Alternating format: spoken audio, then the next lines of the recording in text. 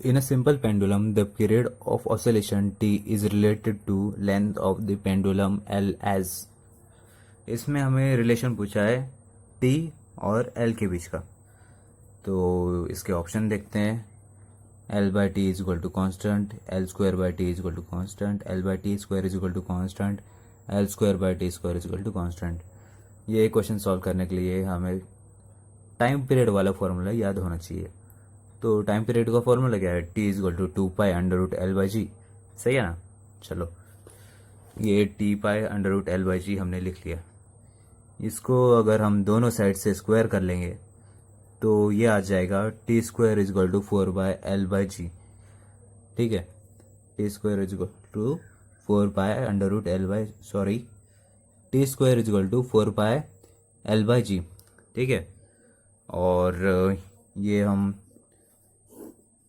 T square को इधर फेंकेंगे और 4 पाई को इधर लेंगे तो फिर ये आ जाएगा हमारे पास G/4 pi is equal to L/T²।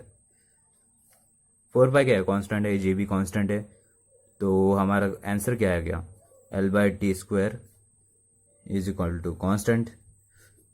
और हमारे ऑप्शन में क्या दिया है? L/T² is equal to constant. तो हमारा ऑप्शन जाएगा सी। ठीक है, नेक्स्ट क्वेश्चन देखेंगे। तो नेक्स्ट क्वेश्चन है which of the following quantities is always negative in SHM. इसमें एसएचएम में कौन सी क्वांटिटीज नेगेटिव हो सकती है वो हमें पूछा है। एफ और ए ये होती नहीं, वी और एस ये भी नहीं होती, ए और एस ये होती है, बाद में प्रूफ देखेंगे। अगला देखेंगे F/V ये नहीं होती। तो ये ए और एस ये क्यों होती है? चलो ये जानेंगे। ए और एस हमेशा अपोजिट इन डायरेक्शन होती है। चलो अगला क्वेश्चन देखेंगे। तो हमारा अगला क्वेश्चन है अ पार्टिकल एग्जीक्यूटिंग ऐसे simple harmonic motion along Y axis has its motion described by the equation y is equal to a sin omega t plus b। The amplitude of the simple harmonic motion is, option है A, second option है B, third option A plus B, fourth option under root of A plus B। तो इसमें हमें क्या पूछा है? Amplitude पूछा है। क्या? एम्पलीट्यूड। तो एम्पलीट्यूड क्या होता है? Amplitude maximum displacement from the mean position होता है।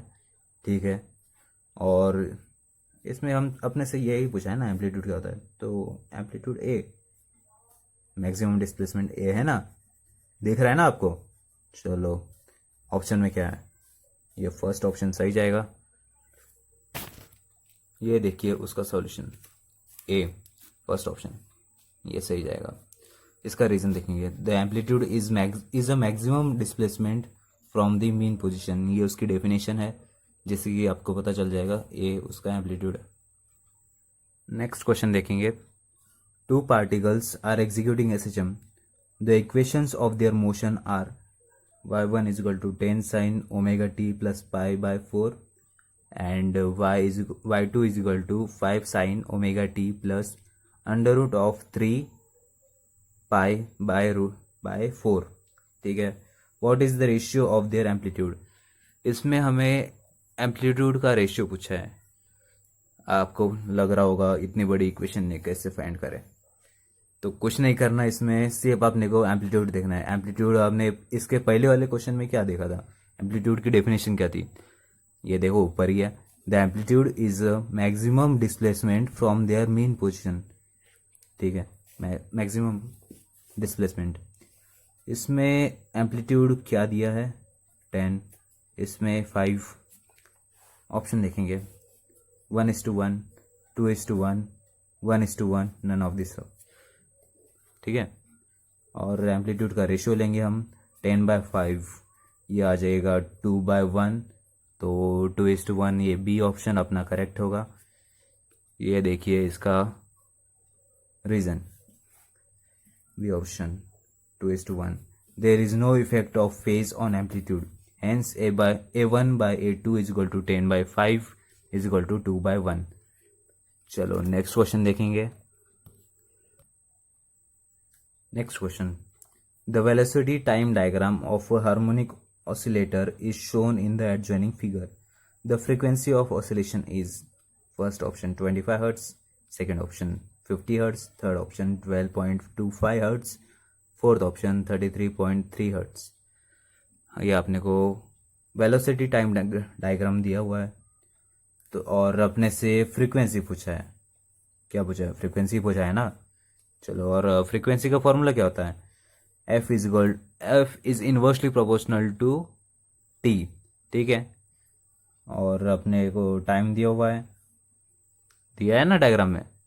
हाँ, तो फॉर्मूला देखते हैं। फ्रीक्वेंसी का फॉर्मूला क्या होता है? F is equal to inversely proportional to T होता है ना। F is equal to 1/T, ठीक है। तो frequency is equal to 1/T।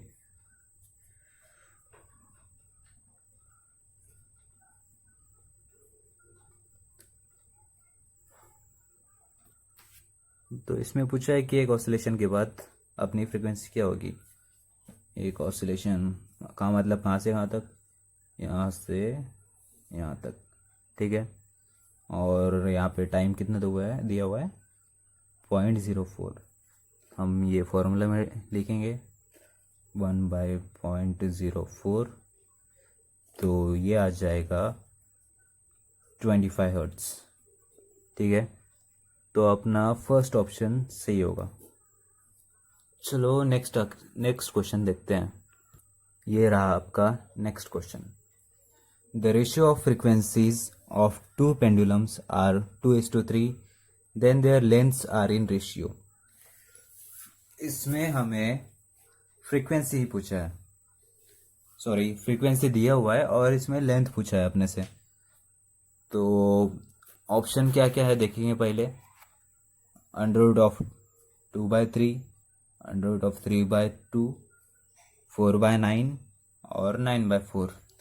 इसको हम फ्रीक्वेंसी के फॉर्मूले से सॉल्व करेंगे। फ्रीक्वेंसी का ये दूसरा वाला फॉर्मूला है, आप ये ऊपर वाला फॉर्मूला समझ रहे होंगे, ये नहीं, दूसरा वाला फ्रीक्वेंसी और लेंथ के बीच वाला। चलो ये रहा फ्रीक्वेंसी और लेंथ का formula. Frequency is inversely proportional to √L, ठीक है। और √L is directly proportional to T, ठीक है। एक मिनट यार, इसमें हमें फ्रीक्वेंसी पूछा है और frequency inversely proportional to T होता है, ये हम जानते हैं। तो इसे लिखेंगे कैसे? F is equal to 1/T और हमें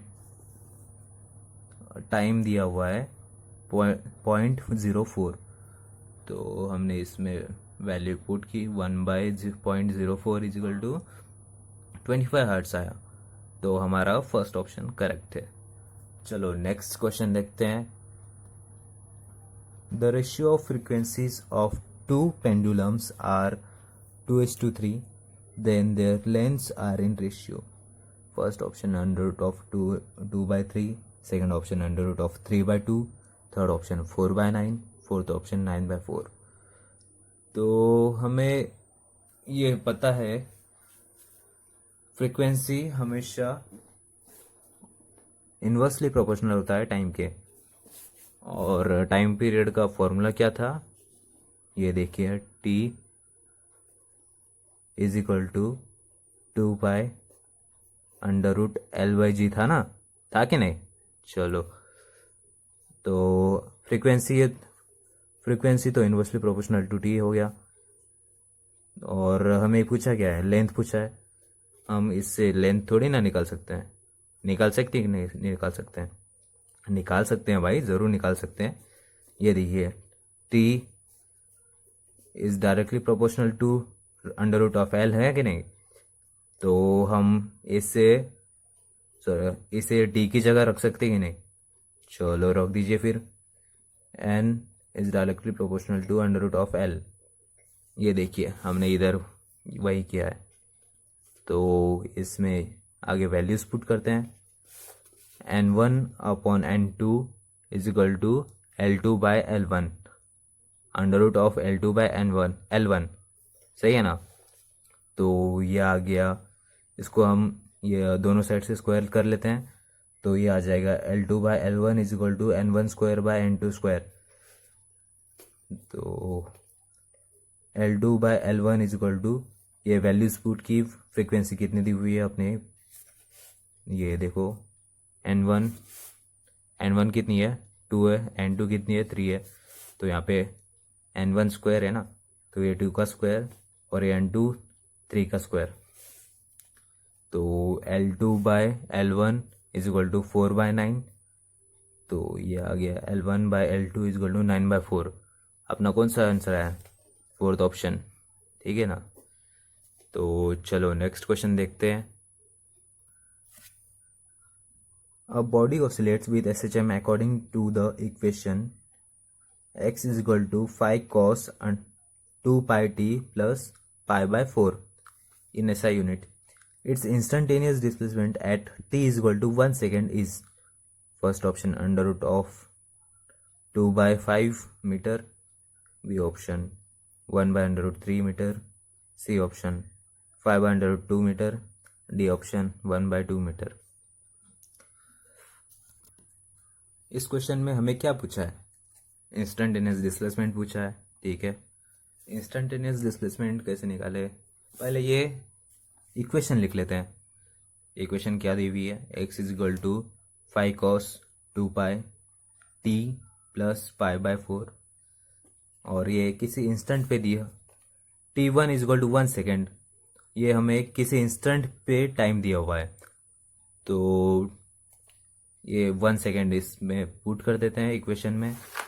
तो x is equal to 5 cos 2 pi, ये यहाँ पे 1 है ब्रैकेट में, अगर नहीं लिखा तो भी चलेगा, ठीक है ना, plus pi/4 at t is equal to 1 second पे।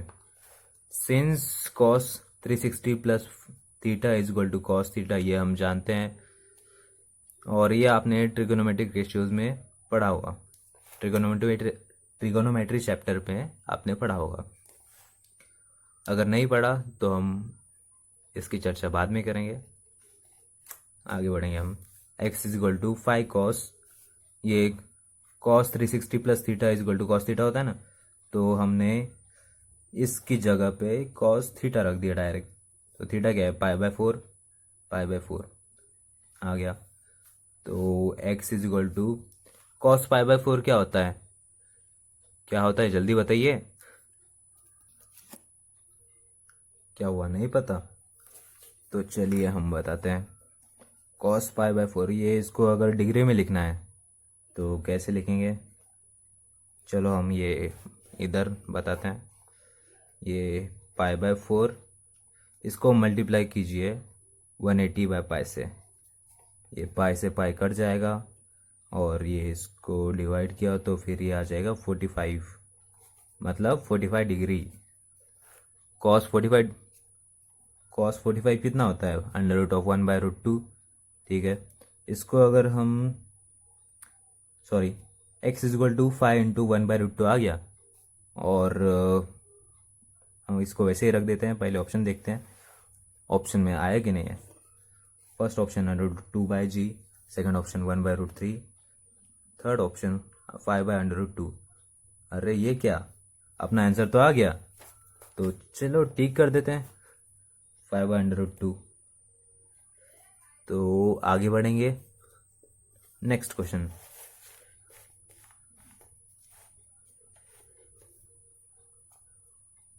A body is vibrating in simple harmonic motion if its acceleration is 12 centimeter per second square at a displacement 3 centimeter from the mean position. Then time period is, first option 6/28 second, second option 3.14 second, third option 1.57 second, fourth option 2.57 second। तो हम इसको start करेंगे। Acceleration का formula क्या होता है, ω²x, ठीक है। एक्सेलरेशन कितना दिया है अपने को, 12 सेंटीमीटर पर सेकंड स्क्वायर, तो ये आपने पुट किया है यहाँ पे, is equal to ω², x x क्या है, डिस्प्लेसमेंट है, डिस्प्लेसमेंट कितना दिया, 3 सेंटीमीटर, यहाँ पे पुट किया तो ये आ गया omega square is equal to ये 12/3, ठीक है, और ये स्क्वायर हटाएंगे तो फिर आ जाएगा अंडर रूट ऑफ 12/3, कितना होता है 2 रेडियन। ये देखिए मैंने यहाँ पे लिखा हुआ है omega is equal to 2 radian per second is equal to 2πt, sorry omega is equal to 2/t होता है, 2πt होता है, ये हम जानते हैं। तो ये 2 इज इक्वल टू 2π/t, ये 2 रेडियन है, और हमें क्या निकालना है, टाइम पीरियड निकालना है। तो ये t इज इक्वल टू, ये तो कैंसिल हो जाएगा, ये सिर्फ पाई बचेगा। पाई की वैल्यू कितनी होती है, 3.14 होती है ना, देखिए 3.14 होती कि नहीं, चलो ऑप्शन में है कि नहीं 3.14, ये रहा। तो यार आज की वीडियो के लिए बस इतना ही। अगर पसंद आया चलो तो लाइक मारिए, शेयर करिए और सब्सक्राइब करिए मेरे चैनल पे।